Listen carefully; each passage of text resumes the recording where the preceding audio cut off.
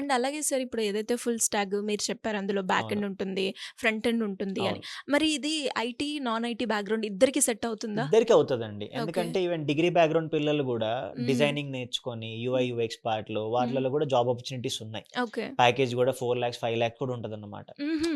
అంటే వాడి క్రియేటివిటీ అండి. మనం హ్మ్. ఎలా రెడీ అవుతాం మనం చూస్తాం గదా! సేమ్ అలానే నువ్వు ఒక అప్లికేషన్ ఎలా డిజైన్ చేస్తావు. హ్మ్. సింపుల్ ఎగ్జాంపుల్ మీకు హాట్‌స్టార్ ఒకలా ఉంటది. నెట్‌ఫ్లిక్స్ ఒకలా ఉంటది. అవును. డిఫరెన్స్ యూఐలో ఉంటది గదా! యెస్. అంటే అలా డిఫరెన్షియేషన్ చేయగలిగే క్రియేటివిటీ ఉంటే హ్మ్. ఫ్రంట్ ఎండ్ డెవలప్‌మెంట్‌కి లేదా హ్మ్. రియాక్ట్ డెవలపర్ గాని, యూఐ డెవలపర్ గాని, యూఐ డిజైనర్ గాని అలాంటి రోల్స్ ఉన్నాయన్నమాట. హుహు. అన్ని రోల్స్ ఉన్నాయి కాబట్టే మనం ఫుల్ స్టాక్ ట్రైనింగ్ ఇస్తాం. వాళ్ళకి దాని తగ్గట్టు జాబ్స్‌కి అప్లై చేపిస్తాం మనం. హ్మ్. ఇప్పుడు వాడి ఇంట్రెస్ట్ ఉంటది.